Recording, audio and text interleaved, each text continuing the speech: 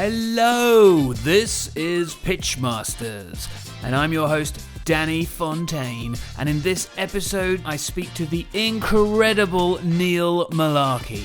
Neil is an author, an improv comedy maestro, a pitch coach, and a star of the Austin Powers movies. We talk about how to use improv in a business sense, how to tell stories. We debunk the myth of yes and. We talk about casting the right team for a pitch, mirror neurons, and, of course, Swedish-made penis enlargers. Don't forget to subscribe on your podcast channel or go to pitchguy.co.uk for exclusive content. And if you like what you hear, please tell a friend. Neil Mullarkey, what a pleasure to have you on the show. Thank you so much for joining me today. Now, for those people who don't know you, could you start with a little bit of an introduction to your own background? Hello, my name is Neil Mullarkey, and that's my real name. People think it's a made-up name because it sounds like a comedian's name. And indeed, when I started doing the alternative comedy circuit in the 80s, people had zany names. Bert Tyler Moore, for example, who's a great writer, by the way. There was a double act called The Entire Population of China, Mickey Zaney, and so forth. But Mullarkey is my real name. It's an Irish name. My great-great-grandfather, how many greats, I'm not sure, left Ireland in the 1850s, but Mullarkey can be traced back a long time before that. I did a show once called All That Mullarkey to show that my name doesn't mean the same as that other word, malarkey, meaning nonsense and humbug. It's just a coincidence. Or was it? Were the Mullarkey family full of nonsense? There's Could be fate. Various stories on the internet, but my brothers, one's an accountant, one's a chemical engineer. They did not go into comedy. It's not nominative determinism. In fact, for the show, 2000s or so, I looked in the phone book. How many Mullarkeys are there in London? Not many.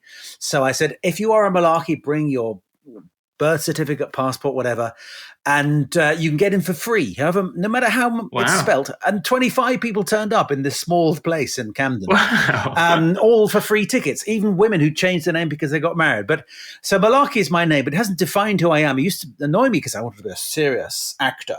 And then I thought, actually, no, I don't. I want to do what I'm now doing, which is improv. I teach people, I perform improv. So it all started a while ago. I was in the school play in the sixth form, and I thought, this is fun. I thought I wanted to be a doctor, but then when I was in the school play, no, I want to be a comedian. I want to do laughing things. And so I found out the Cambridge Footlights was a comedy group in Cambridge University. The Monty Python and others had come from there. So I went there, I studied economics and then social and political science, but I got to be president of the Footlights. And then I told my parents, arg, with serious family intent. There I am. I'm ending up not only doing sociology, but doing comedian, which is worse, I'm not sure. So we went to Australia, toured the UK, got my equity card, and then we were doing a show at a small theatre, the Gate Theatre, which was in Notting Hill, above the Prince Albert pub, and there was a man there selling tickets, a Canadian guy. He was sitting in a wheelchair, not because he's a wheelchair user, but because we'd used all the regular chairs on the set, the stage, this tiny pub theatre. And he was called Mike Myers. Now, we might know him. Danny, do you know who he is? I've heard of Mike Myers, yeah. I have. Well, in those days, in 1985, he wasn't Shrek. He wasn't Austin Powers, but he'd already done Wayne, actually, in Toronto, where he's from. Come to England because he loved English comedy. He loved British humour, Monty Python, Peter Sellers, and so forth. And we got chatting, and of course, he made me laugh. And he said, well, I do improv. And what's that about? Didn't understand what that was. He explained to me Second City in Chicago. Then they went to Toronto, this comedy group that actually also did improv. I didn't know anything about that. It all started in the 1920s with a social worker using improv skills, these adult exercises she'd made herself to give them confidence, these inner city children. Perhaps they were deprived children, perhaps they were not native speakers, but there was certainly some sense they didn't feel they could talk or speak up in class. And she created these exercises, and her son, by 1959, had created Second City Theatre Company. And I'd heard of them because of the Blues Brothers. So I investigated the Blues Brothers, Saturday Night Live, Second City. And that's when I met Mike. He'd come from the touring company, the Canadian touring company of Second City. wow, how exciting. And he was amazed that anybody had heard of Second City in the UK, because most of us hadn't. We did a double act. We formed the Comedy Store Players. I'm still in touch with him, and I'm in a couple of his Austin Powers films. So broadly speaking, I was a writer performer in comedy, and then more and more improv took my interest. The Comedy Store Players, we did Wednesdays and Sundays. And sort of turn of the century, I was thinking, I don't know what I don't want to be a comedian for the rest of my life. No, I don't. I remember what I did at university. I was interested in people and how they interact and how they work together. And improv, for this beautiful art form, which is all about being in the moment, embracing vulnerability, collaborating, enjoying the uncertainty, embracing diversity. I started teaching that to people in business, and basically that's what I've done ever since. Is that too long, Danny? You can snip that out, I'm sure. That was perfect. That was great. So you're still in touch with Mike. How's that going? Well, we are in touch. He loves Britain. His parents are from Liverpool. He loves Britain. He lived here for a while, and then went back to Toronto, then Chicago, then New York. But he's always wanted more connection. So he's always sort of... It's funny how... Do you have friends who send you pictures of houses? I might live here one day. I don't know if you ever have that. But that's what Mike does every now and again, saying, this looks like a nice place. And I say, yeah. He's got 3 children. And so now, uprooting them might be difficult. But in 2021... he did a Netflix series called The Pentaveret, and he got me a tiny part in that, which was great. So he rang in February, said, do you want to do this? All right, that sounds fun. Are there any lines? Well, no, I just had to turn up and raise an eyebrow and wear a moustache and a rather nice suit and hat, which I did. So we're in touch. I go to New York every now and again for some work gigs, and we have dinner. And so he's always sort of got an idea I wrote a thing for my Substack the other day about the music that I liked in the 1980s when I lived in Birmingham, my gap year. And he said, we could make that the start of a TV series. So we send each other little notes and silly things. He'll often send me something where some fan has made some crazy Austin Powers type thing. And also Mike loves to paint pictures of the Colonel from Kentucky Fried Chicken. So and he's just an amazing painter. You wouldn't have realized that, but just the most intricate details of things like that, where he's the Colonel as Chairman Mao or something like that, superimposing different images. So yes, we're in touch, and in fact, he's promised to give me a lovely little cover quote for my book, which is coming out in June, called "In the Moment." Very good, and we'll get on to "In the Moment" soon. And also, don't worry, we're not going to talk about Mike Myers the whole podcast. But I'd like to play a little game. Could you give us one of your famous lines from the Austin Powers movie? And we'll see if people can guess what character you're. Yes, I can, because people love this scene. So let me see if I can remember my I love this scene. And I might even do his lines as well. Let's see. Things like Swedish-made penis enlarger. No, he says, this sort of thing ain't my bag, baby. To what's her name? Elizabeth Hurley.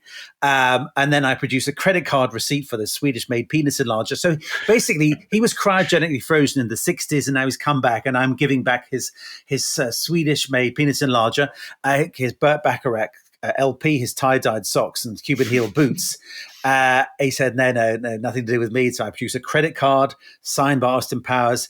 And then, as I say, he says, no, this sort of thing ain't my bag, baby.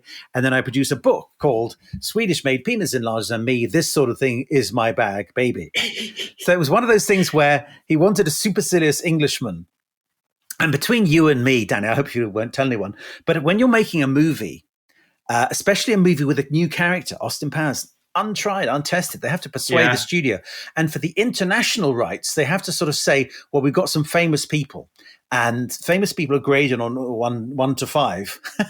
And I think there was they've got people like Tom Arnold and Rob Lowe who kind of would they'd be pretty high on the scale. And my part could have been given to somebody else who was quite famous, a British person. But Mike managed to get enough famous people to do other roles that me being zero, I could get in and do it. It was just one afternoon, very quick, because, as I say, fairly low budget. Nobody knew Austin Powers at the time.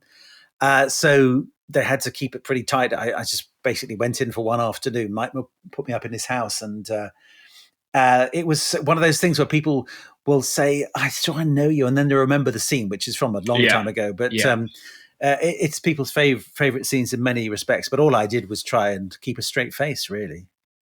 Which must be difficult at times, right? But I guess you face that all the time in improv. You do. And in fact, in improv, it's okay to smile, to laugh. In fact, that's great. If you did it continuously throughout the evening, that might be annoying.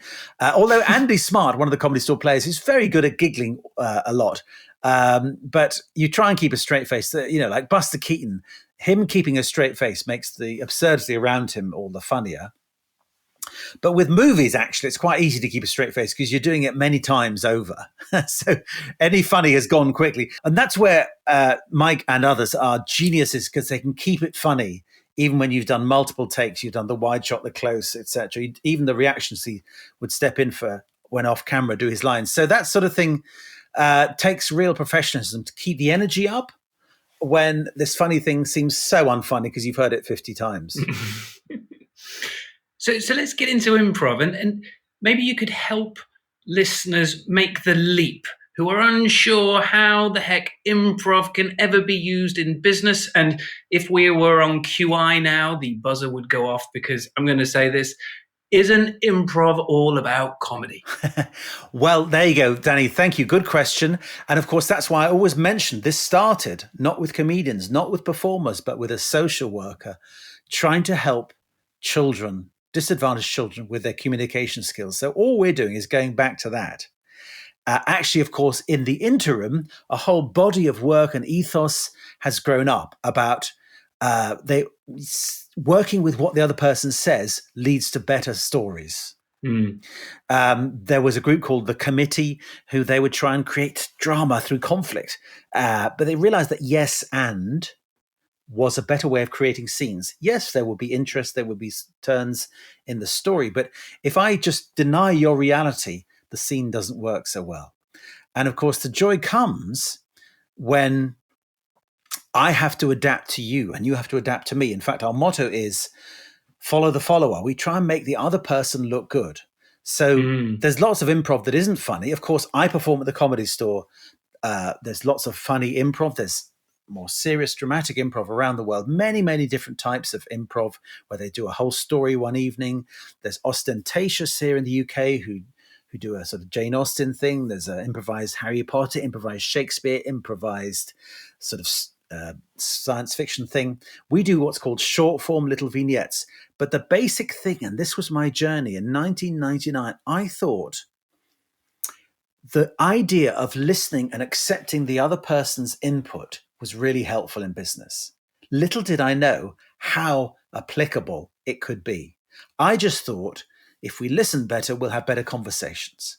Right. And then, of course, I found there was a whole body of leadership theory and practice based on the fact that we don't know what the other person's thinking. We can't predict the future. We have to adapt. We have to be using what's in front of us rather than bemoaning the lack of what isn't there.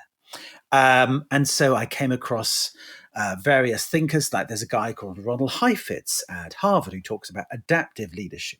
There's a guy called Keith Grint who talks about wicked problems that have to have multiple partial solutions, all of which tune into the improv thing, which is you have to work with what's in front of you and embrace difference. There are multiple applications of it. One is, let's just have some fun, team build, have a laugh, and then, listening, that's interesting. Working with difference, working with ambiguity.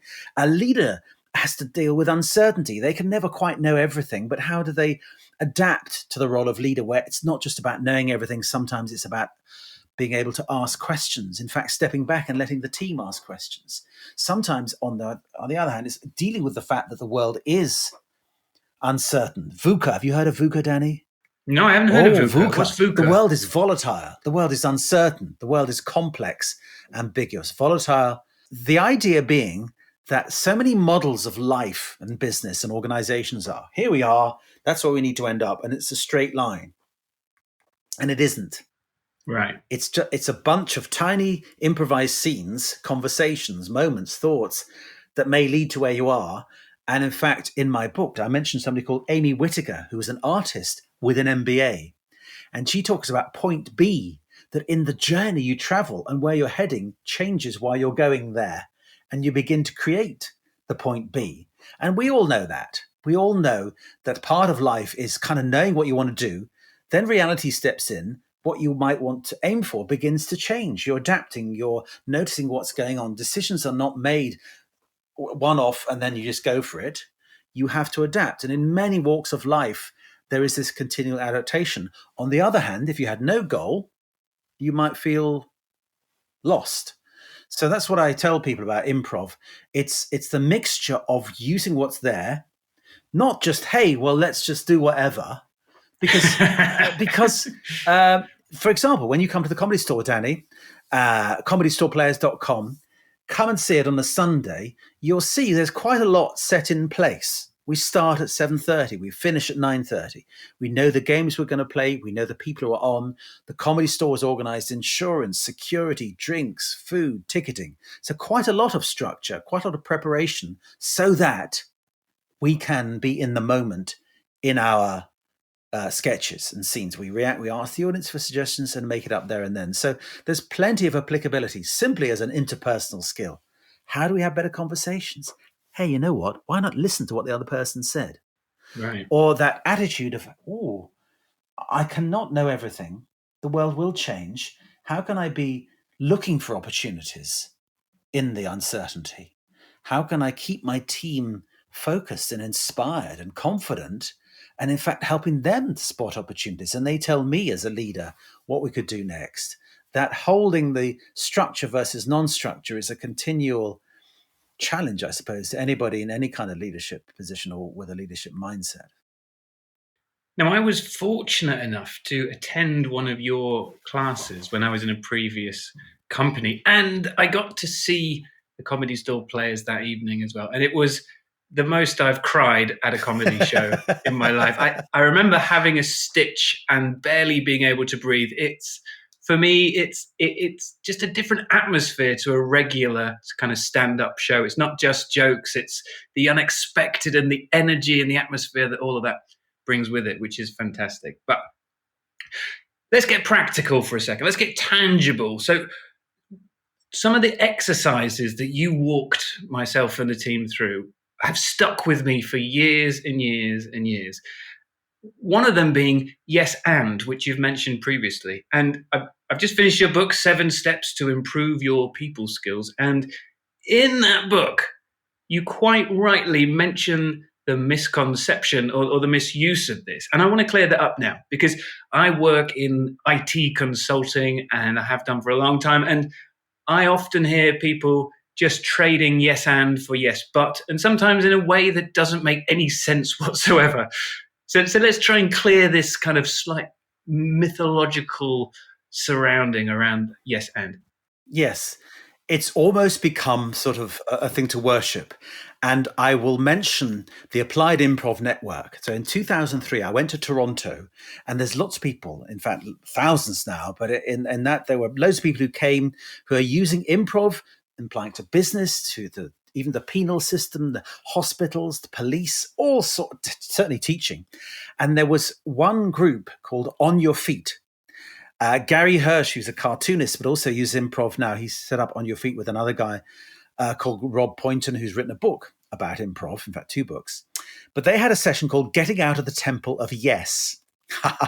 Now, of course, for the improvisers, this was exciting because what people don't understand is simply saying yes isn't it. Right. In fact, yes and, that's just 2 words. The ethos of yes and is I hear what you say and I use that to move forward. And I do play an exercise called yes and. We do that, but it's like a drill. It's like playing your scales on your piano. It's not the music yet. It's getting your fingers and your muscles and your musical abilities attuned. But we never say the words yes and on stage, and you wouldn't expect it in real life. It's quite clear, though, that when somebody says yes, but we're going, oh, right, they haven't really accepted my offer.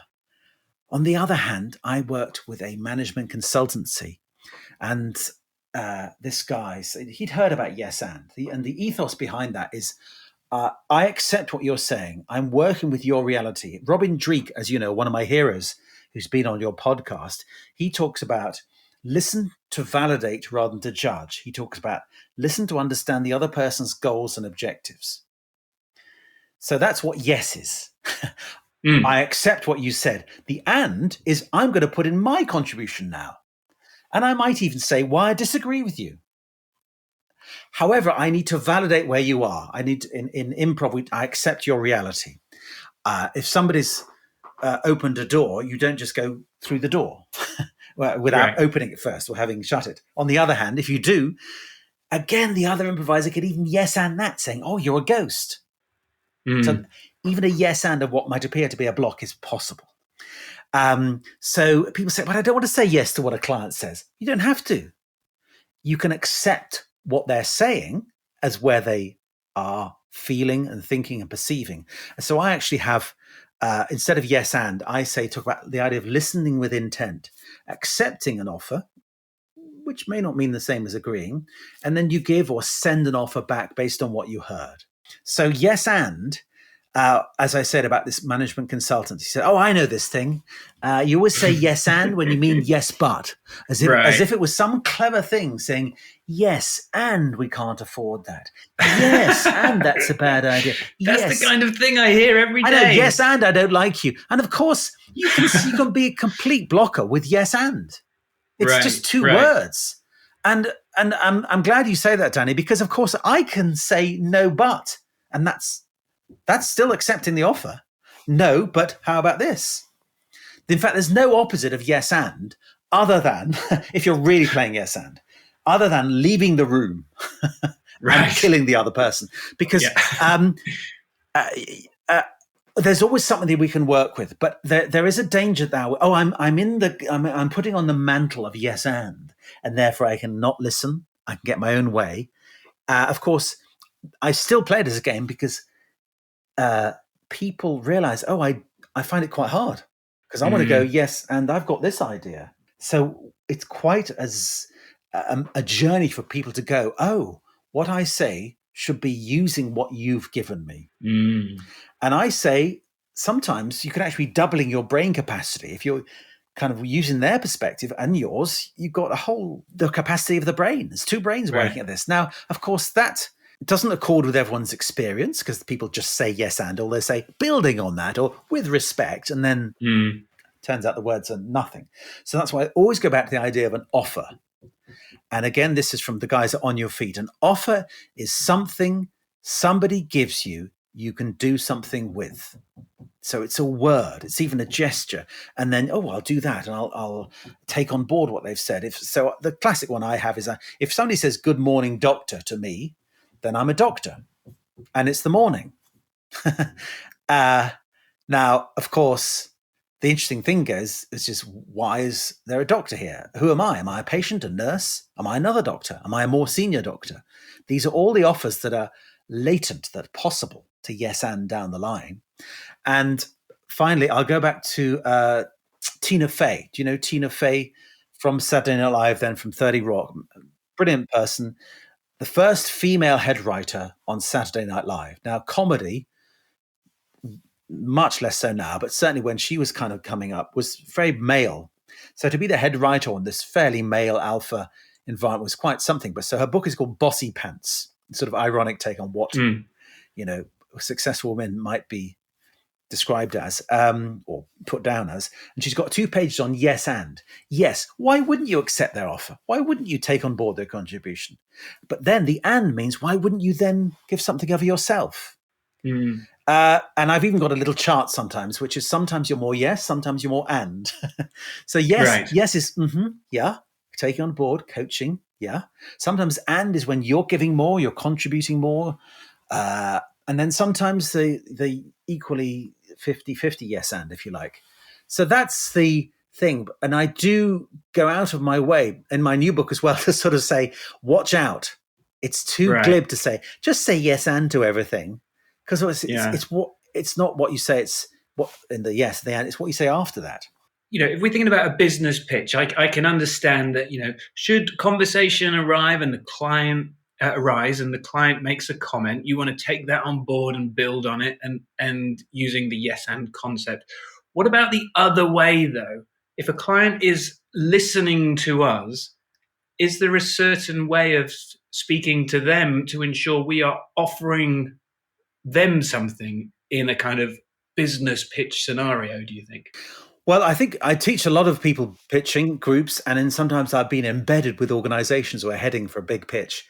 And we're always going to get the mix right. And it's changing now from my experience. It used to be a long presentation, a few questions. Now, shorter presentation, lots of questions. And of course, a lot of people say to me, I much prefer the questions because I don't want to rehearse. And I say, well, it can't all be questions. You've, just chat. You've got to lay out your stall a bit. Now, you may, and again, on virtual things, you may send some things in advance, you may send some slides, but the worst pitch is where there's a little tiny thumbnail or disembodied voice where you're just talking through the slides and they can read the slides themselves. Found this wonderful quote from Woodrow Wilson, the only president of the United States who has a PhD in political science. And he said, the mistake people make is they think that government is answerable to Newton rather than to Darwin. So government is full of people. And so Newton, Danny, I don't know, let's just look at you. Did you study maths and physics A-levels? No, sir. I did art from the age 16 and was glad to be rid of the rest. I have some simple understanding of it. I know, but please go on. Dare I say, when you think about art, there's a bit of maths going on. Do you think there is? Yeah, so you kind of you understand the golden ratio and stuff. Nevertheless, yes, Newton, he's got 3 laws of motion. So something stays where it is or goes at constant speed unless a force acts in it. So got 3 laws of motions which help us understand and make machines. So in his world, things are predictable. Push something in a vacuum and it goes constantly until another force acts on it. So these are machines. And he said, actually, a government isn't a machine. Any human organization is not a machine. We sometimes refer to it as a machine. There are some processes within it that are machine-like, and data and, whatever AI now, and inputting stuff is a bit machine-like. But then you come to people. People aren't consistent. They're illogical, but they have leaps of imagination that are so far artificial intelligence couldn't have, or lateral thinking, one might call it. So in life, and certainly in a pitch, you've got to have the idea that sometimes you've got to be with Darwin, evolving, adapting, changing the pitch in the moment, or addressing a whole point you may not have thought about. But you've got to start somewhere. So with your pitch, I say rehearse. So let's rehearse. So there's going to be 5 minutes or 15 minutes where we know what we're going to say. We've got a slide or no slides. I always say to people, imagine electricity goes down. You've got to do it by candlelight. No slides, just tell me. And this is based on a real story. One of my clients, they had their 3 hours ready, their pitch, a whole team, lots of slides. Friday afternoon, 3:00, they're ready to go. Then fire alarm goes. Everyone's on the street, on the pavement, the sidewalk. And the client says, actually, we could all go home now. So just tell me in 5 minutes. And if you can't, some people's worst nightmare. My absolute joy. And also, if you can do it in 5 minutes on the pavement, you've won it. Other people say, could you write it on a cocktail napkin? Or could you have one slide that you drew in a moment on a cocktail napkin? And if you can't, you probably don't have a pitch. If you can't explain it simply to a child or to a non-expert, you don't and you don't have a pitch. George Bernard Shaw, quoting Mark Twain, said, sorry, this letter is so long, I didn't have time to write a short one. And I'm sure, Danny, you've seen some presentations and pitches where they didn't have time to write the short one. They think the more we put in, the more it'll work. So it's the reason I have a job. Well, exactly. So you have to, and it takes work. It takes work to get it down to 5 minutes. It's much harder. It's really hard. Just putting everything on a slide is easy peasy. In fact, Chat GPT can do that for you. So I say, so some things you want to rehearse. So you've got your strap line, you've got some stories, you've got some case studies, you might even have a brilliant metaphor, and you've got a strong beginning and a strong close that kind of sets up your stall. And then you go to Q&A, where you do want to be in Darwin moment. You do want to be adapting. And again, lots of my clients tell me, we had a whole thing prepared about cost. Very quickly, listening to them, like Robin Dreek would suggest, to understand their goals and objectives, the client said, well, cost is not the issue, but we are worried about this. Now, if they'd gone on forever about cost and price, used all their hour to talk about that, the client would be going, yeah.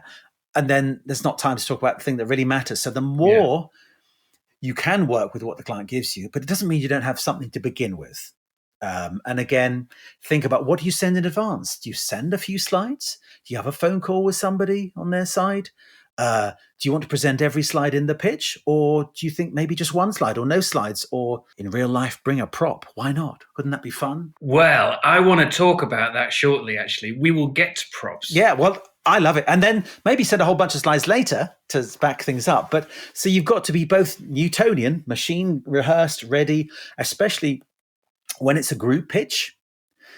I'm sure none of your listeners and viewers have ever had a moment where there's a group pitch where somebody finishes and said, well, I finished now. Who else? Who's on next? Do you want the clicker? And so, it's me now. Yeah. Well, actually, he just said what I was going to say. Or he hasn't left me much time. Yeah. No. Yeah. And that's where the king of preparation must be your guardian here. Newton, get it ready. Know your timing. It's going to, I give to you. I hand it to you. It's going to be 7 minutes, 10 minutes, whatever. And then we know we've got a full period for our questions and so forth to really address the client's worries, needs, desires.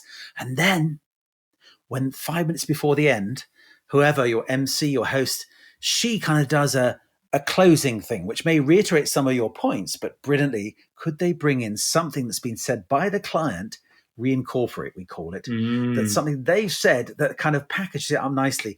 And then you get out there a few minutes early.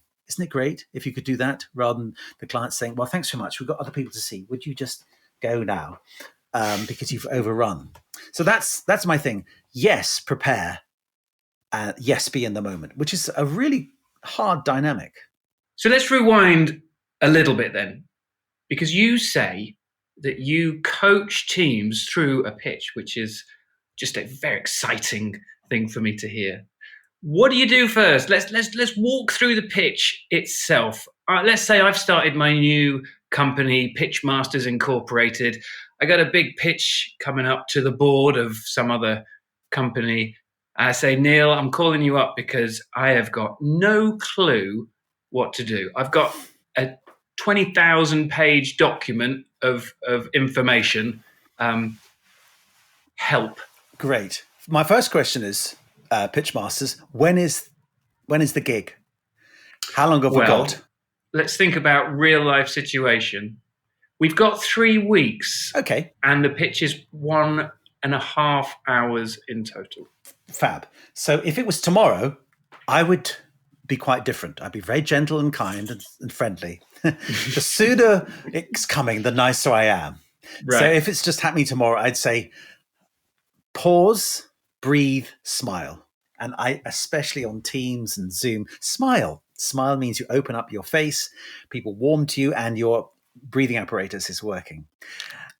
So my first thing would be, let's have a look at what was it, 20,000 slides, did you say, Danny? I've got a 20,000 page document. Pages. Okay, well, that's fine. So somebody have a quick look at that, or I'll have a quick look at it, and just tell me in 5 minutes. Okay, and I want to include everything. Who's going to be giving the pitch? Is it just you? Is it you 5, whatever? Who wants? Yeah, there's 5 of us. Well, we're not sure because there's 20 of us on the team, actually. Yeah, okay. Well, first of all, I'd say who wants to do it? I don't want any unwilling people. In fact, is there somebody who loves doing this? On the other hand, is there somebody who's never done it before? But if we talk to them, this is what I just go around the room. What is it you do? How do you feel about this pitch? Tell me a metaphor. So pitch masters, are they the Rolls Royce of pitching? Or are they the Ryanair, the budget airline? You want to know where you sit, because Rolls Royce is great, but it's very expensive. Do you have any techniques to help people come up with creative ideas like that? Yeah. this is a metaphor. It's always great. If you were a shop, a supermarket chain, if you're a hotel, a car, a tech brand, whatever, and of course get people thinking, well, are we Audi, kind of various ranges, or are we Maserati, or are we actually, no, we're not even a car, because we're walking, we're getting the train or whatever. We're cycling. We're a shared cycle route. So immediately you get people opening up. And I will ask things like, what keeps you awake at night? What gets you excited? So with this group, I would say, who have we got? What is it you do? Okay. How is that going to help? Who's the client? Should we call them 20?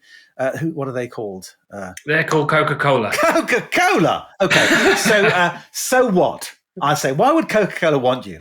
And I'd say things like, there's pitch kings and queens down the road. Why are you better than them?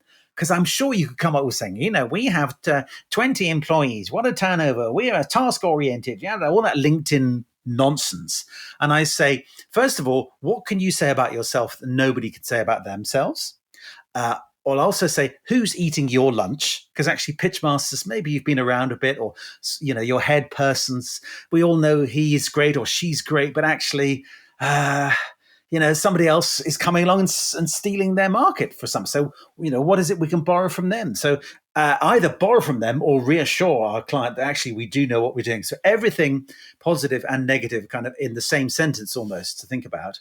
And we talk about it a bit, and then I begin, I'm in terms of timescale, I might come back and say, everyone's just has to do 5 minutes in 4 days' time. And quite often they might say, we've got to go away and check some facts and numbers. I say, fine, let's do it before we're ready. I try and get people to rehearse. We call it in theatre, putting on its feet. So rehearse before you're ready. Just do it. Just do it. And then people, I haven't got the slides and I don't care. Just tell me. And of course, what happens is that their natural editorial kicks in. If I've only got 5 minutes, I don't include all the other guff. And although it's not perfect, I've probably got the basis of something pretty good there, just because I stood up and stand up. I get people to stand up and say it out loud and not read, hopefully not slides or not looking at slides, but just maybe one slide. Because often I find with any pitch or presentation, there's a deck of 100 or 30, whatever. There's 2/3 of the way through. There's one slide that's just everything. It's kind of, it's a graph, it's a picture, it's a metaphor. And if we just had that would be it. Sometimes that's the whole case, and it's hidden amongst all the stuff. And there's always an intro slide. Good morning. I'm Danny Fontaine from Pitchmasters. Do we need that? I don't know. How much do we need of the stuff that I experience has gone to the graphic design department of the big company that the graphic designed. And what they've done, they've got all the Pantone, the correct colors. And the interesting thing is quite a small thing in the corner of the slide. Right. Because the corporate branding means that it has to be so, and it has to be this certain green, ARB green we paid £1 million for, that nobody else can have. But actually, what's the real green that makes us different, makes us stand out? So get people to rehearse before they're ready. And you think, actually, well, it's 60, 80% of the way there. All I need to fill in is a number there, a case study there. Actually, need to have a better opening. And openings are a big thing with me, which is... let's talk about openings. Hello, everybody. We're so glad you're here. We won't take too much time. Here's the first slide. Wow, what a great opening that is. Why not start with Pitchmasters? Why on earth would you go for Pitchmasters? Yeah. What are we? Who are we? Who do we think we are? And already I'm excited because you've planted a seed. There's an offer there because the offer is, I'm going to tell you why we're worth it. Also, I've got the confidence to say, we can walk away from this. I can say things like, there's a whole, pitch kings, they're fantastic. Pitch queens, they know what they're doing. That's fine. Why would you want to go to Pizza Express when you go to Pizza Hut? Or why would you want to go to Nando's when KFC's doing what you need right now? Or vice versa. So what is it that makes us special? And that requires work. And I always, when people have done their 5 minutes, what have you said that nobody else can say? Or in what you've presented to me, pitch kings can do the same. Pitch queens can actually say it better. They've got a nice yellow on their font or something. So what's making you stand out? In fact, why wouldn't I want to have you? I mean, there are certain reasons why there might be a pitch masters. They're fairly new. They got Danny Fontaine in charge. We've heard he's a bit of a dodgy character from Colchester, but also we quite like that. So another one that Mike Myers shared me with is what you can't fix, you feature. I.e., if there's some reason why they wouldn't have you, then don't pretend it doesn't happen. You might say, well, that's exactly why you want us. So it could be, we're the new kids on the block, we're exciting. Or, we've been around a long time, we're reassuringly expensive. All of these things are true. So work with truth, first of all. As the 3 weeks goes on, I get people might go away, they might come back with the slide. We might lose somebody. Somebody who's if only could bring in Dave. Let's call them Dave. Dave's just brilliant. He's brilliant at data and stuff, but he's a bit shy and nerdy. And I'm thinking perfect casting, because in the 5 people, you want to have different personality types. You want diversity of cognitive thinking as well as any other physical diversity. That's interesting, actually, because often people think, right, who's really good at speaking? And then you have 5 people who are quite similar personality-wise, extroverted. So get the extroverts in. Maybe one of them could be the MC, but this is casting in theatre. You want, I even say, each of the characters sort of is the keeper of something. So she's the keeper of, I don't know, project, of leadership, of keeping on track. Dave is the keeper of data. If you have Dave, you'll know anything and everything. You just, you know he can handle all that stuff. He's a bit shy and nerdy. You don't want Bill Clinton doing that. You don't want somebody extrovert and cool doing that. And the things I sometimes even say, dressed for the part sometimes. Or even if you don't have somebody who does that, say, well, she's going to be marketing. Or he knows all about the regional issues involved in this global project. And even if you aren't, then make sure you know where you can access that information. So if a question, so you're almost coming up with character archetypes. A little bit of that, yes. And then casting them. I like that. What's the thing that's going to be worrying? Even look at and I've worked with accountancy firms pitching for audit. So an audit committee will have some sort of chair character who's old and sort of political, the financial CFO who's worrying about, will I look good in this? So, and there's others who might be looking, well, do they really chime with our business outcomes? So you kind of think about the personality types on their team, perhaps. You might want to match that, or you might want to play against it. But think about, if you've got 5 people, you've got 5 opportunities to address people's emotional drivers. Another classic one I heard was, one of my clients, they found out later that part of the judging process was the committee or the person giving the gig spoke to the receptionist and said, tell me how how were the teams in the waiting room? Yeah. Were they a team, or were they just, hello, I'm Phil. Sorry, I just got to take this. Were they disparate individuals, or were they a team? And another client said to me there was a pitch somewhere, and it wasn't near a railway station or a tube station or whatever.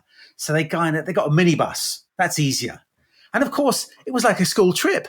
They're on the minibus, la la la la la. And so when they arrive, they're kind of happy and jolly. And again, a lot of the modeling you might do in a pitch or on the way to the pitch tells you how it will be to work with you. So you want, in a pitch, people to trust and like each other. So a tricky question comes up and everyone's going, not me, don't ask me, don't ask me. And you want them to be able to say, oh, that's a tricky one. I'll have a go. But you know what? I bet Dave will be able to answer this. Yeah. So that sets you up as, I'll take the responsibility, because that's what's going to happen. If things go wrong Friday night in transatlantic phone calls, you want to be able to have somebody who says, yeah, I'll stay up and sort it out. Also modeling that I trust Dave to do this, but I'll have a go. Giving Dave a few minutes to think about it as well. So you want to think about the casting. You want to think, what's the team? Because quite often your client won't know why they took you or didn't. They'll say, oh, because they've all got experience in the tech sector, or they understand automotive practice or whatever. And in fact, the reality is, they smelt good, or they were Mm. last or they were first. There's again data in terms of that, which is deeply unfair. So I'll say think about the casting. Don't underestimate the theatre of this. And even things the way you throw to each other. Oh, wait, this is Dave now. I've worked with Dave. Now, Dave's, unfortunately, he's a Tottenham Hotspur fan, but he knows this. Just things like that I've been with Dave before and we struggled and we've been through ups and downs. And I know that he will relish the challenge of your work and he wants to get involved now. Yeah, that inter-team chemistry. And I have been involved on multiple occasions with teams who meet each other, their own teammates, for the first time the day of the pitch. And they underrate how incredibly important and damaging that can be. Well, the first thing I ask, if it's got 3 weeks, I say, when is the gig? Okay, it's 11 o'clock on Tuesday, the 12th of March, whatever. Okay, I say, who's going to be there? And there's, well, I'm not sure. And, I'll be there for that, but I can't do any rehearsals. Okay, goodbye. If you can't be there for the rehearsals, if you're not sure you're going to be there for the gig, you're not in the team. That's fine. We may end up with 2 people, or we end up with somebody who's never done it before. But if they're committed to the rehearsal process, that's fine. Yeah. And of course, it'll look great if you've got somebody junior and a bit shy, as long as they're not completely overawed by the situation. But again, you can bring that diversity. And people had meant another one from an advertising agency, which is, how can you help us? They asked me. Is we go to a meeting, a pitch, and creative director's there, very experienced, great presenter. There's 4 other people who say nothing at all. And the client's going, well, hang on, that creative director's far too expensive. We'll never see them again. It's the 4 people who are saying nothing that we're going to work with. And there they are. They're cowed by the whole prospect of working with us or being in the front line. We don't want them. So you've got to model the fact, who are the people actually going to do the work, and can they speak up in a meeting? It's all very well saying, I'm a partner in the firm and I've been everywhere around the world. I've worked with all sorts of people. Yeah, great. We'll never see you again. On the other hand, one of my clients in the financial services, the partner is your contact. Right. And that's a proud boast they have, which is, you see me today and you'll see me whenever you need me. Yeah. Every project has a partner involved, and not just for when it goes wrong or to sign the deal and take the check at the end. So you're modeling again what the relationship will be like in the course of the real project. Okay, so we've got our cast and we've got our kind of raw ingredients of each part of their story from our not quite ready run throughs. And we're almost thinking about an introduction as well. Tell me, how do we write a great story rather than just giving them information? Because stories, and again, something I learned from you in a workshop many, many years ago was the power of personal stories. Yeah. So they'll do their bit and they might say, we have done X, we have done Y, and we can do X, and we got Y, and we got this lovely piece of kit, software or hardware. And I'll say, can you give me a story which exemplifies that? And don't just say, we had a problem, we solved it at the end. It was, we wrestled with it. We weren't sure which one to do. We had to borrow and beg and steal and try and sort of mold this thing into that thing that it could solve that. So, yes, stories, of course, because of mirror neurons. Mm-hmm. Yes, you might remember that. But mirror neurons were discovered in 1992 in Parma, in Italy. They had some macaque monkeys. And when they ate their nuts, part of their brain lit up. They were electroded up, whatever. And then the lab assistant came in a few weeks later. And as he reached to get his nuts, the monkeys saw this and the same part of their brain lit up. So what it's called mirror neurons. So your brain is actually feeling and sensing activity and emotion that you see or hear. So a story has that. So I'm running along thinking, what's going to happen? So in that, your brain is slightly out of breath because somebody's saying they're running and they're worried. So you get slightly worried. Danny, have you ever cried at a movie? Yes. It's the same thing. You're not actually unhappy, but you're mirroring the emotion of the person. So it turns out that the sensory cortex and the motor cortex are activated. So when you tell a story, when you hear a story or see a story, part of your brain is actually experiencing what the character on screen is doing. So that's why stories work so much better. You can say we've got 114,000 employees, we've got 20 offices around the world. First of all, so what? Secondly, that bunch Pitch Kings have got as many or more. Give me a story where I go, oh, I'm not sure what'll happen. Will it go right? I'm a bit like that character, that company, that firm. So story has that element of will they, won't they? How's it going to work out? Why are they telling me this story? There must be some reason. I'm leaning in. I want to know where it ends. And for those people who say, but I just can't tell an emotional story, and you might not have an answer for this, but is there almost a pro forma? Well, there are some. There's one, Barbara Minto, a management consultant who had one, which situation, complication, question, answer. What's the situation? Right. What's changing? What's the problem or the new person in our market or the disruption, technology, consumer behavior, regulation? What is the question? So what are we actually trying to do here? And these are really good things, especially with some, shall we say, professional services. Is the client may have come to you with, we want this, and you've got to, what actually do you want? What's the thing that's going to lead to? And actually, maybe that's not the way to it. So often in the advertising world, which I have worked in both as a performer and sometimes helping with creativity, the client says we want, or they used to, they say we want a 40-second TV spot, 10 o'clock on ITV, mainstream. And they say, well, why? And it turns out that's not the best way to get the outcome you desire. Right. Because TV commercials are expensive. You fly to South Africa, you hang out with stars, you get the Hollywood movie director, costs millions of pounds. But are they ending up with Mr. and Mrs. Smith in Colchester buying your product? Not necessarily. Maybe it's just direct mail. Or nowadays, there's much more interesting ways of finding that person. So first of all, what is it? So sometimes finding the brief. So that's her situation, complication, question, answer. So finding what the question is. And then, of course, pitch masters are the answer to your problem. There's other ones, 3-act structures. Where are we now? So the setup, boy meets girl. The complication or the second act, the conflict, boys, parents, or boy and girl fall out. Then boy and girl get back together again. 3-act structure is quite a nice one. Generally, I would say is you don't have to have a lengthy story. It can be very simple.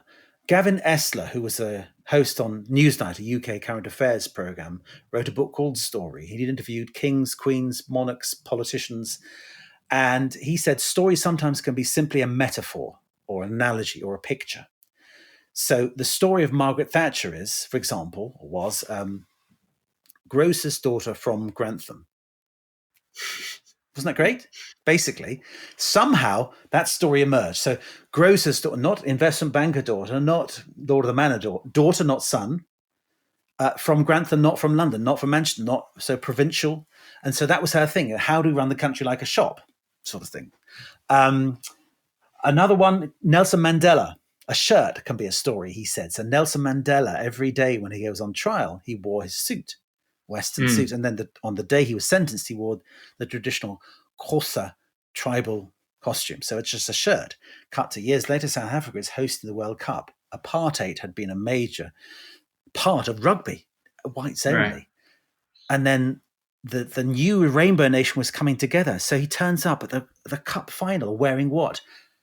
The rugby shirt, which had been such a potent symbol of apartheid. So him wearing it by simply donning the shirt, a story. So that's what I say to your people. Don't worry too much about, I can't tell stories, because a story can be as simple as, there was this problem. We didn't know what to do. We did this. The simplest one is put a man up a tree, keep him there, bring him down. A lot of stories start with, let's establish a truth we all accept. We all know we get frustrated when we can't find a parking place or something like that. Something we all know the context, and then actually we've now found a thing that means you can find it, and it's going to cost £100. Actually, we've made it cost £1. What do you think? So sort of you set up a truth, we acknowledge a context. You might set up some sort of, well, what's the difficulty you overcome? And then what's the payoff sort of thing? And I'd rather people just tell me stories from their own experience rather than try and find a formula, a Newtonian formula. And I also get people to think about, make the client the hero. So we had this client. They were fed up with X. We suggested they do Y. And now what? You know what? They've expanded into all sorts of territories. So make the client the hero. So sometimes it's tempting just to tell stories of what we've done.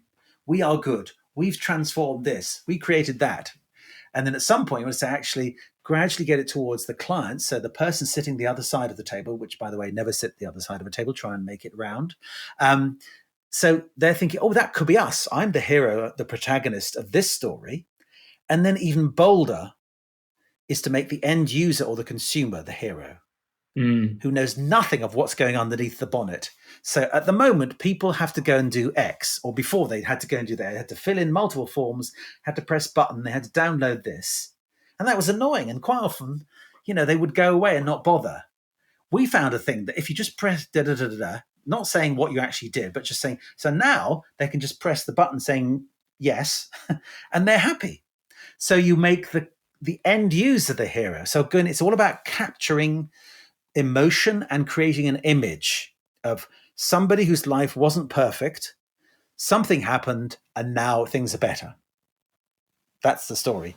And so get people who are not natural storytellers just to talk things through, because that's what I do. I often get the boss who's got to give a presentation or something, a beginning of a pitch, and the team has come up with some fantastic slides, 100 slides to tell everything.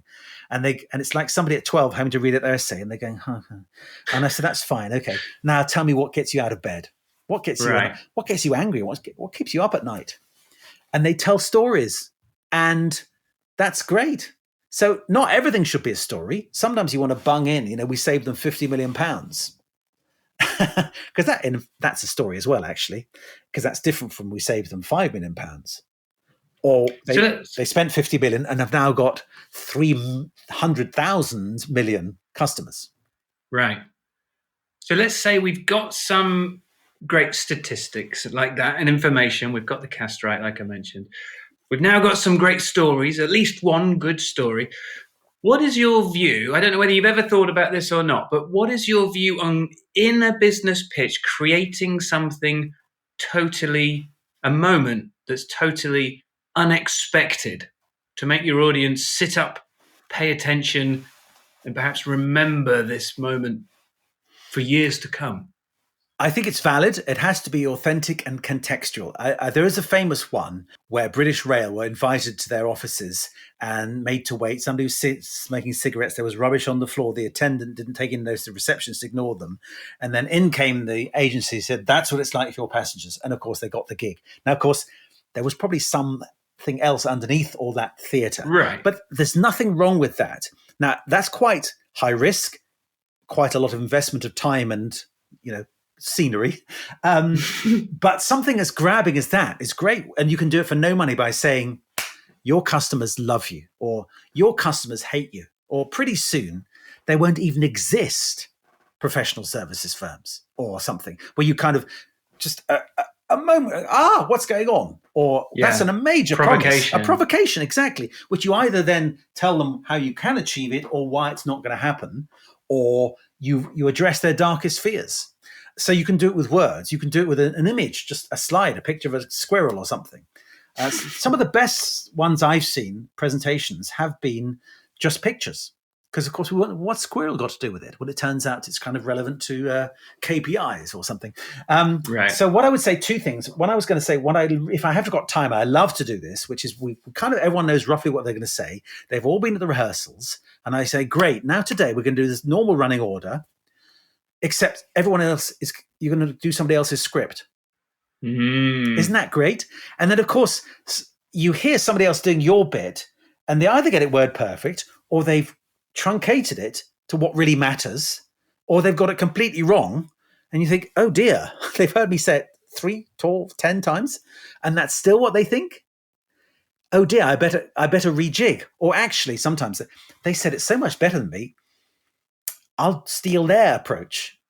There's another big benefit to that as well, a practical one, which when I was a young consultant, I was in a pitch and my boss, who I had incredible faith and awe in, was doing his big opening bit and his mind went blank. it just happened. It never happened before that, no one expected it from him. And the client were looking around the room and he looked at my colleague and he looked at me. And I thought, I've got no idea what you were about to say, even though I've been in the rehearsals with you. And the guy sitting next to me got up and did his bit. And I thought, wow, from now on, I will always be ready to do anyone else's part. Anybody can try. Anybody can try. There can be a fire alarm that somebody can come in with biscuits, completely kipper you, or they can get ill, or they've broken their leg, or their child has got something, and the big person or the not so big person can't come. So fill in. So it's a great way of kind of it helps you kind of get the flow. If you've listened to other people, if you can step in, and it's quite fun as well, because you can get, okay, Danny, I want you to be Sheila now. And then you can, Danny can play a bit of Sheila, which is fun. Yeah. Or getting the so-called marketing person full of schmooze playing Dave and getting Dave out of his shell to play that other person.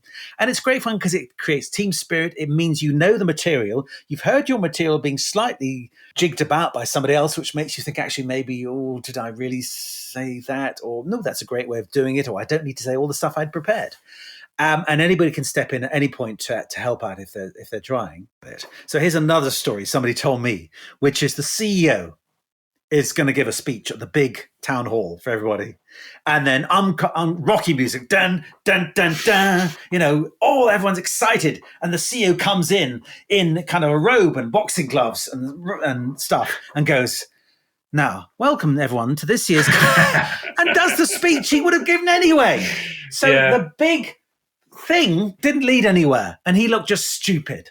So it has to be authentic to the client. It has to be authentic to the individuals who are playing it. So I would say the famous British Rail one was great because there was a lot of money at stake. You could get them to come to your venue, which nowadays we possibly can't because we're all on Zoom or Teams or Chime. So you have to work. But nevertheless, just even things like having no slides is fun. Starting with a prop. What has this got to do with the post office? Well, you're leaking profits or whatever. So sometimes I get people to almost describe it and use a prop. And then we work back as to why. And what it does is that we may not use the prop at all, but it kind of unwraps their loyalty, their complicity, their deification of the slide. Because too often people physically and emotionally go, here's the slide. Now, isn't that interesting? It's all there on the slide, and all I'm doing is a voiceover. And you are the presentation. The slide may back you up. It may illustrate the point, but it's not the thing. The thing is you. And I would bet it was a lovely improvised water bottle thing you just did there. But I would bet if we pitched to the post office and did tipping a water bottle, this is your profits leaking, that would be probably one of the most memorable key takeaways because it's real and tangible in front of them, and it's a little bit different than just having a slide that says your profits are leaking. Yeah, exactly.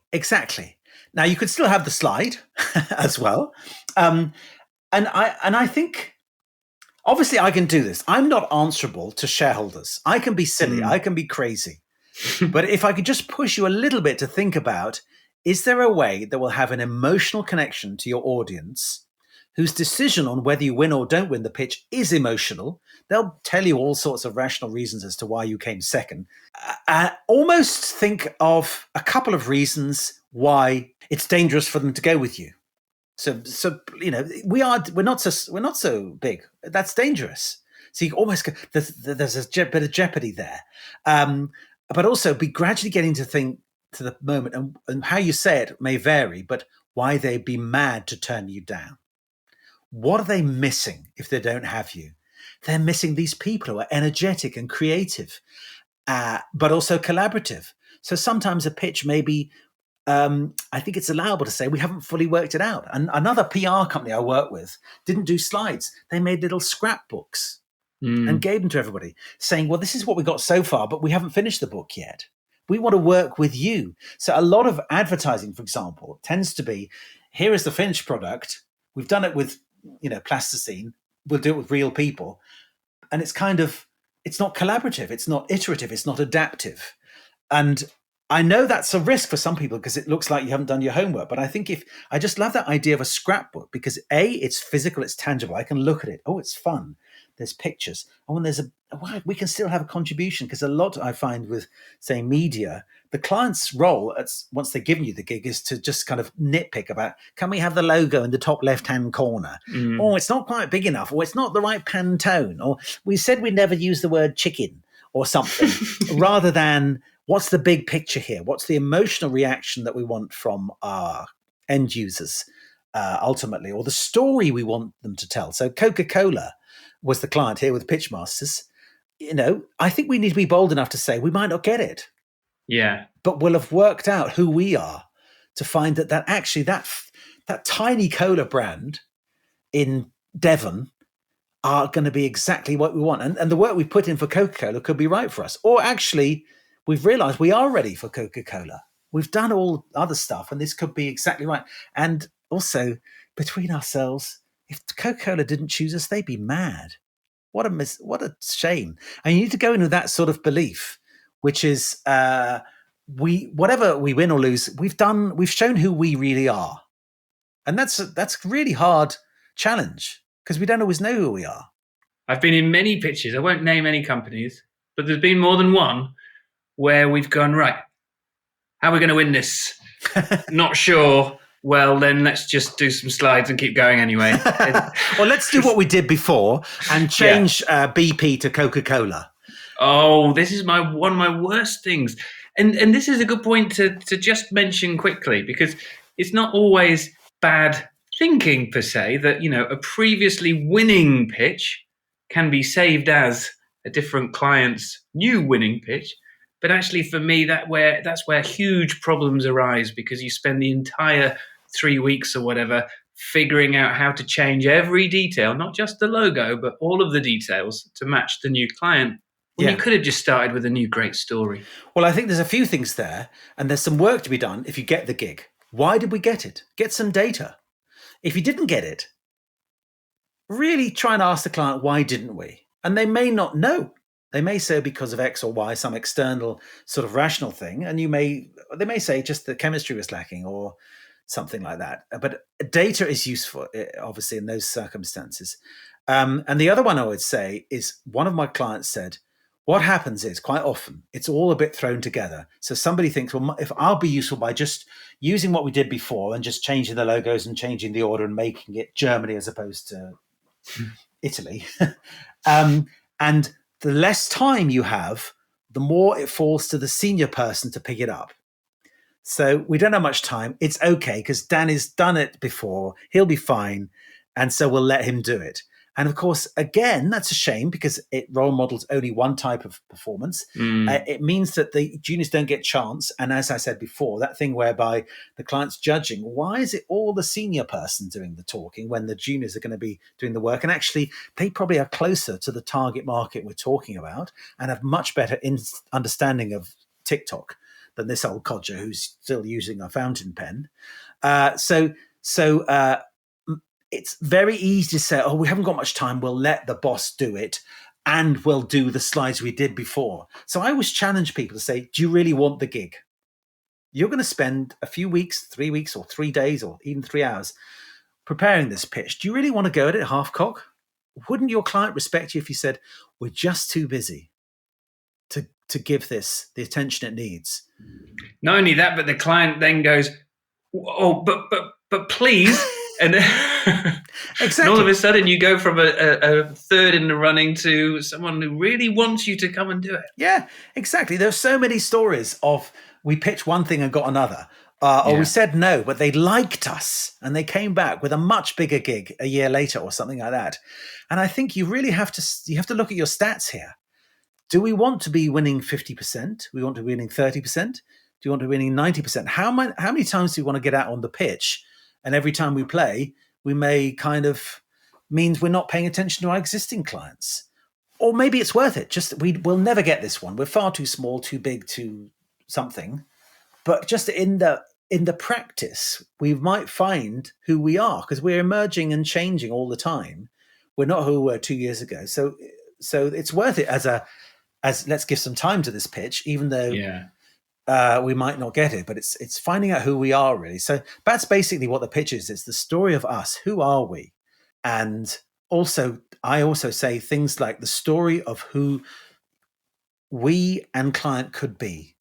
So we want to have stories of the past, but also this is where the improv comes in.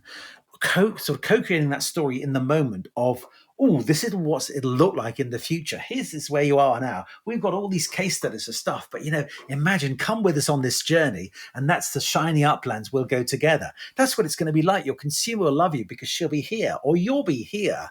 So it's the story of the past, the story of how we got here. Sometimes where you diagnose where they are, you understand, and then create the question to which you are the answer, and then you create a story that is a visualization of what the future could hold. And I've got to ask this because it's you. Do you recommend, or what's your views on getting maybe not comedy, but certainly humor in a pitch, in a business setting? Yes. But don't think we got a joke. We need a joke here. Or somebody said something once in the rehearsal that made one person laugh. Let's keep it every time. Right. Or we heard somebody's a Tottenham Hotspur fan. Let's do that joke about Arsenal. Right.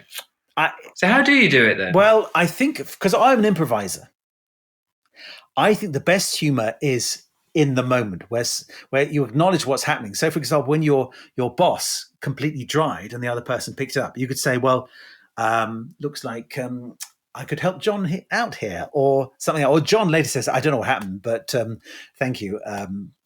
Here's £1 million for helping me out. Or something. Just you make light. That's quite funny. You make light in the moment of the thing, because improv humor, for me, at its best, is about our shared fragility and our vulnerability. I made a mistake. It's okay. Oh, a thing happened. Oh, let's use that, rather than creating a joke. Now, I'm saying it's almost as bad as a guy dressing up as a boxer to put in a clunky joke that's a joke. But I think a nice way is, and this is one of my other things, and the neuroscience backs me up on this, it's great if you've got a team of 5, if you don't introduce yourself. So you say, with me is Danny. I've worked with Danny many times. He does this. He's like that. Sometimes he doesn't, buy around in the pub or something. And then you introduce the next person. You're credentializing each other, because we'll never say, and this isn't just British people, we'll never say, I am good. I've done lots of good things, because we just don't. But if I'm saying this person is highly accomplished and I like working with them, and maybe a smile, that's fine. So that's when a bit of humor could come. And there was a book out 2021 by 2 Stanford people, one of whom is a professor, one of whom is an improviser, and they work together. It's called Humor Seriously. We say, let's get humor into everything, even just a PS at the bottom. It doesn't have to be big laugh, as long as they say it's appropriate. So a smile, a little, oh yeah, they've mentioned a thing in the email that we kind of digressed about in our chat. Isn't that cute? They've asked how the dog is, or what happened to that thing that was in our Zoom background, or whatever. So I would say humor, yes, definitely.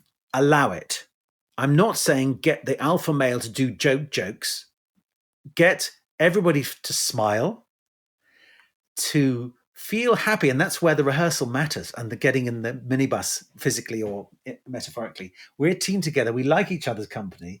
I'm not going to say, oh, you made a mistake there, you idiot. That's not humor. That's bullying. But if something goes slightly amiss, or if you can use, especially something the client says, as a little callback. Do you know what a callback is? It's in Seinfeld or Curb Your Enthusiasm. Some seemingly irrelevant thing emerges, and then it comes in again, and it crops up again, and it's the payoff or something. That's called a callback. I call it reincorporation. And that's a great way of having humor that's in the moment and authentic and not divisive. Just playing back a little thing that happened before. Even if somebody says, I'll have the pink biscuit. You could use that. This is, this is the pink biscuit moment, or something where it's a smile. It's not a huge laugh, but that has to be sort of worked in through creating the feeling and the energy in the team before they go to the gig. Because one of the things you just mentioned there, and you mentioned it in your book, but you mentioned it so briefly in your book that I specifically wanted to ask you, and that is the topic of energy. And I don't think that is on the forefront of an IT consultant's mind when they're thinking about pitching a business proposal. And you mentioned different kinds of energy in the theatre as well. Yes, well, thank you. And I do talk about it in my new book as well, because to summarize my improv, I had to have 5. I knew that it was about listen, accept offers, give offers, and then reincorporate offers. And I had lager, but I needed an E. I needed an E. And I thought energy, because the energy we bring to a conversation is the energy we get out of it. Now, that energy isn't running about being crazy. Right. It's sometimes the energy of stillness, the energy of focus, the energy you bring to listening, which is not a passive, but a highly active skill when used properly. And we talk about it a lot in the theatre, the energy of the character, the energy of the moment. But I was a bit too scared. It was a bit lovey. So I did explore assumptions. So there it is. Explore the assumptions you have, which is whatever you take for granted, questioning why that is, or understanding why somebody else assumes something about pitch masters that you didn't even realize. That can be creative. That can be informative, and it could create rapport. Or if it's a fake assumption, could be a way of unlocking meaning. Then another of my clients, who's a coach called Kate Tejera from X Fusion, she wrote a book about the art of possible, but she's a coach, an executive coach to a lot of CEOs. And she noticed the most successful CEOs manage their energy. They don't try and do everything. And so I know we're talking about pitch here, but a pitch can be just somebody talking about it. And if I talk about it like this, then it sounds like I don't really care, or I don't know what I'm talking about. Whereas all I'm doing is a bit nervous of the idea of presenting. So I will say things like lift your energy. That's hard to tell somebody. So I might say things like sit forward, look at everyone in the eye, use your hands, smile. Even now, I'm standing up, so I've got more energy. I'll be exhausted. I'll have a lie down after this, Danny. But I know that if I stand up, I've got energy. And only the other day, I was working with somebody, very bright person who works in cyber risk. And I'm helping them. And the person who asked me to help them saying they sort of seem a bit sort of under-energized. And I said, it's not that. It's probably because they're nervous. Yeah, it's kind of with senior people, and it's about eyes and voice. And then it was great because this person said, yeah, I could do a bit more energy. And I said, look, actually, it's really hard to present. And if you're doing it properly, you'll be exhausted. And I often do a thing called Enrich Your Pitch, which is a day, and I do a virtual half day. And I'm talking about story. I'm using metaphor, use improv. Think about your openings. Think about how many facts you have. Make them great facts, not just bunches and bunches of facts. Creating image, try and work with what the client gives you. Have a good ending and so forth. And I've got a sort of 7 micro structures, one of which is a rhetorical question. So what would it be like to work with us? So where would this leave you? So it's a tiny story rather than saying, we are good. We have many people. We will make things good. Boring, but if you kind of ask them a question to which you're the answer. Anyway, so I did this half a day, and I'm about to go and get my glass of wine. And I said, let's just stay on. Anybody wants to ask a question. And this woman said, when you said to me, after this, you're going to go and have a lie down, I thought, wow, I never feel like that. Right. My presentations are always like this. And so I say things like, especially on working from home, you fill your day from 8 a.m. to 6 p.m. or whatever. Every meeting is the same energy. And then you've got a big presentation. What have you got before and after? Oh, just meetings. No, beforehand, give yourself an hour, half an hour minimum, or even the whole morning just to get in the zone. Have a bath, have a shave, go for a walk, have a coffee, have a lie in, look at your notes, practice, whatever. But don't just turn on the camera for the next meeting. And then afterwards, give full energy in the moment.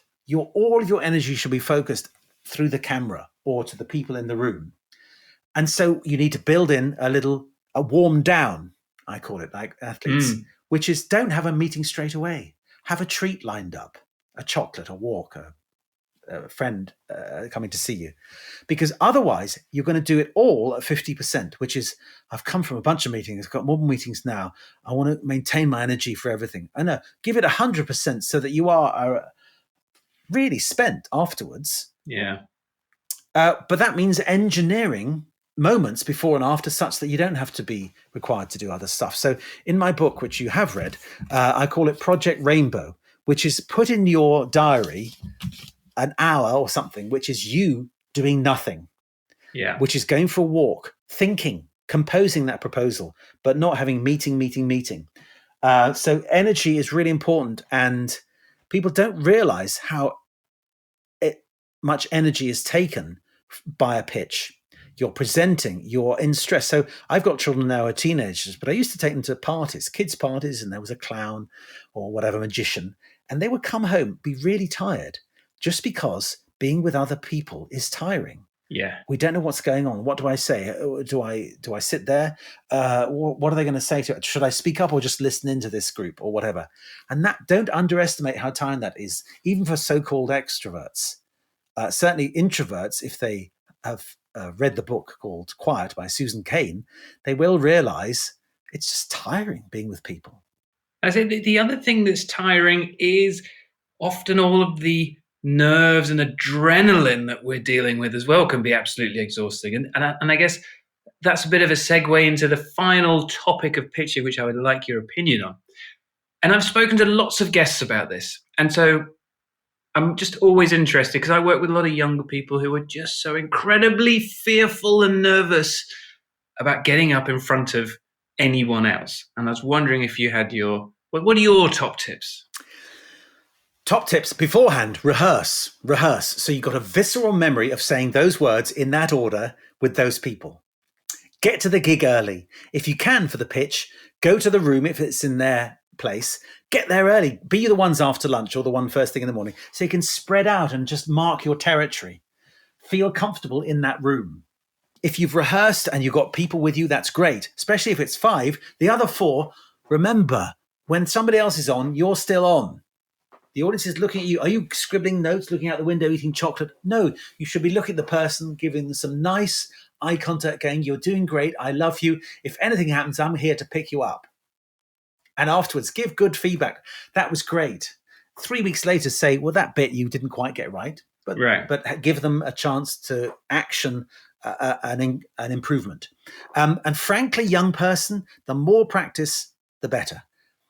Young person, volunteer for every single presentation you can, even if it's just to get on the committee about what we do with the spoons in the canteen or something like that. Just get up on your feet. And this is something that I see in schools.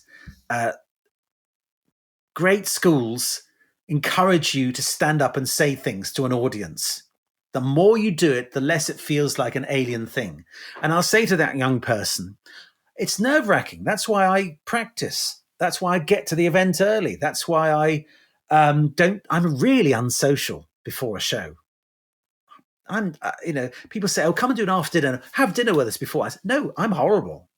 Let me hide in my room, have room service. Afterwards, I will be such a friendly guy. But why is presenting scary? Because it's unnatural.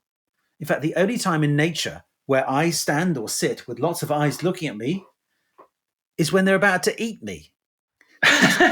So it's true. Exactly. Yeah. So these lions want to eat me. Actually, in reality, the audience wants you to win. They'd rather sit through a pleasant experience. So they're you've got a positive already. They're kind of invested in this being a worthwhile moment, generally. So treat it as an unnatural thing. So things like stand up, because then you could be energized. You get more eye contact. If you feel weird, fine. It's a weird thing. Just standing up just works better. If you feel really, really bad about standing up, go and get a glass of water and then turn round and, oh, I'm standing up. So you've got an excuse to be standing up. That's what somebody gave me once as a nice tip. But it is not to be underestimated. You think you're good at your job. You could talk about it to somebody in a cafe for hours. Suddenly, if it's called a presentation or a pitch even more scary because you win or lose. You're being judged. Yeah. ultimately, we all know why we're there. My wife used to work in investment banking. Don't forget to ask for the trade. At the end, say, we really want to do this. Don't just lay out your suitcase of watches or mops, metaphorically. Say, actually, after said and done, we're looking forward to doing this. So ask for the trade. Too often we go, so that's the end of our presentation. Rather than saying, we're passionate, we want to do it, we're excited. It's going to be crazy. Yeah. Fantastic. So very insightful and knowledgeable you are. Tell us, what are you doing next? What are your big projects that you're working on? What do you want to tell the listeners about? Well, I perform every week with the Comedy Store Players, which is in London between Leicester Square and Piccadilly Circus. It's improv. It's like Whose Line Is It Anyway, if you're able to remember that. The audience gives suggestions and we act it out. It's just the most fun. I'm sorry you got a stitch, but people often say, I come away, my face is aching, I've laughed so much. You do laugh more because it's kind of more scary than a scripted show where you kind of know they've done it before and they'll do it again. We're kind of walking a tightrope, but that is so much more, the tension is greater, but then the relief is greater when we actually manage to say some things that work. So I do that. I love what I do. I really enjoy coaching individuals, coaching teams, giving a keynote, running a workshop. So tomorrow I'm running a workshop, which I often do a whole day just called Enrich Your Pitch. We do some improv, we film them, we play back, we do storytelling, we do coming on, we do think of metaphors. Then they have to redo the thing they've prepared. And it's so lovely to see somebody at 4:00 being so much bolder than they were at 10:00 in the morning. So that's what I do. Workshops, keynotes. I love traveling. Hasn't much happened lately, but people say, well, they must be different in that place. No, whatever the job is, whatever the country, we're all the same. We're all slightly scared of this, but ultimately we all want to tell our story. And we all have performance anxiety, but we all want to be validated.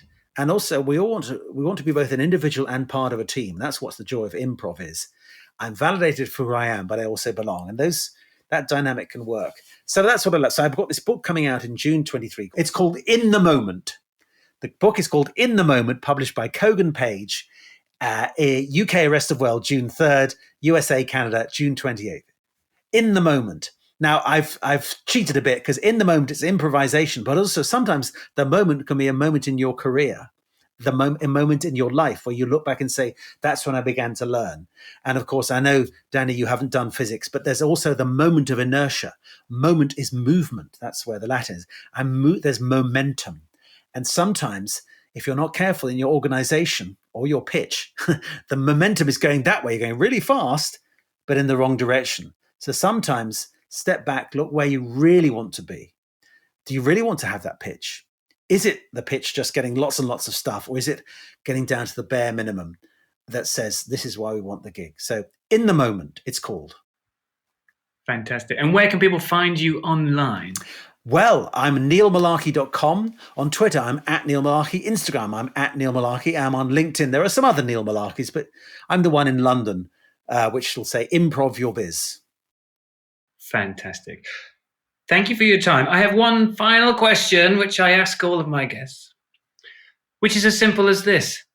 Any final words of wisdom for people who are interested in this stuff? If you're interested in this stuff, how to pitch, I think that you're interested in how do we communicate. There are books called Life's a Pitch. To Sell is Human is another one. A pitch is basically saying, this is who I am. This is who we are. We want to do something together. Think of it that way rather than as an exam where you could get marked down. So it's fine to get turned down if you've presented who you really are. And that's a bold thing. And the best thing really, practice, practice, practice. Have a go at it. Everything could be a pitch. Chat to the person in the shop. Just look at their eyes. Enjoy human interaction. I love it. Neil, you're a wonderful man. Thank you so much for your time. Thank you for having me. This has been another episode of Pitch Masters. Go to pitchguy.co.uk for updates and information, or search for Pitch Guy on social media for regular videos on sales, psychology, storytelling, creativity, and much more.